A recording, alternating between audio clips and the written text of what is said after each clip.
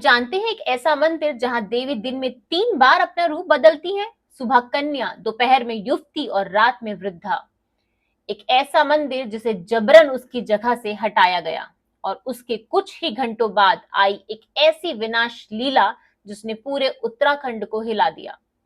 ये कहानी है उत्तराखंड की अलकनंदा नदी के किनारे बसे थारी देवी मंदिर की। यह मंदिर उत्तराखंड के श्रीनगर गढ़वाल में अलकनंदा नदी के किनारे स्थित है।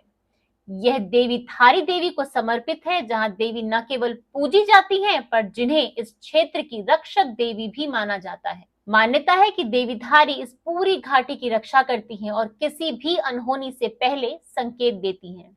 सदियों पहले अलकनंदा की तेज धारा में देवी की एक मूर्ति बहकर यहाँ आई थी और जिस चट्टान पर वो मूर्ति रुकी वही उनका मंदिर बना।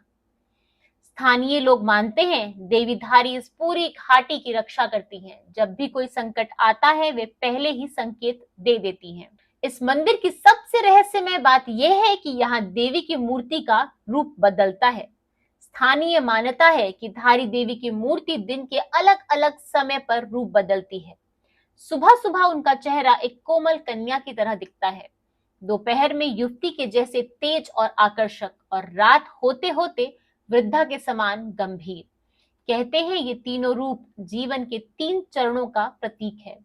यह भी माना जाता है कि देवी को उनके मूल स्थान, जहां उनकी मूर्ति मूल रूप से विराजमान है, वहां से हटाना अशुभ माना जाता है। लेकिन 2013 में कुछ ऐसा हुआ जिसने पूरी दुनिया का ध्यान खींच लिया।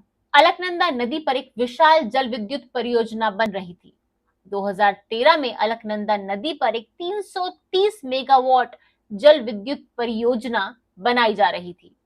परियोजना के कारण मंदिर डूबने की आशंका थी। इसी कारण मूर्ति को ऊंचाई पर एक नए मंच पर स्थानांतरित कर दिया गया और बस उसके कुछ ही घंटों बाद आई वो त्रासदी। उसी दिन के कुछ घंटों बाद ही 2013 की भीषण उत्तराखंड बाढ़, जिसमें केदारनाथ सहित कई जगह भारी तबाही हुई, हजारों लोग मारे गए। बहुत से लोगों ने इसे देवी की नाराजगी माना कि मूर्ति को हटाने से देवी क्रोधित हो गई और उन्होंने अपना प्रकोप बरपाया है। वैज्ञानिकों ने तो इसे पर्यावरण का कारण बताया है, लेकिन स्थानीय लोग आज भी मानते हैं देवी ने अपना क्रोध दिखाया। स्थानीय लोगों के लिए देवी धारी का आध्यात्मिक महत्व इतना गहरा है कि वे इसे संयोग मानने को तैयार ही नहीं है। बाढ़ के बाद मंदिर को पूरी तरह से ऊंचाई पर स्थायी रूप से स्थानांतरित कर दिया गया। कई लोग अब भी मानते हैं कि देवी का मूल स्थान पानी में है और वहीं पर उनकी आत्म शक्ति विद्यमान है। सरकार और स्थानीय प्रशासन के बीच इस विषय पर काफी विवाद भी हुआ था। हर साल यहाँ हजारों श्रद्धालु आते हैं। उनका विश्वास है कि जब भी कोई अनहोनी इस धरती पर आने वाली होती है, धारी देवी पहले से ही संकेत भेज देती है।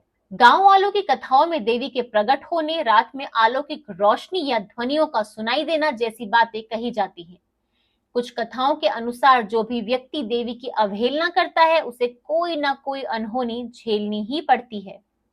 मंदिर ऊंचे पर्वतीय क्षेत्र में नदी के बीच स्थित चट्टान पर बना है। चारों ओर का दृश्य बहुत ही मनोहारी है, लेकिन नदी के बाढ़ क्षेत्र में होने के कारण जोखिम भरा भी है। यही कारण था कि जल विद्युत परियोजना के दौरान इसे ऊंचाई पर शिफ्ट किया गया।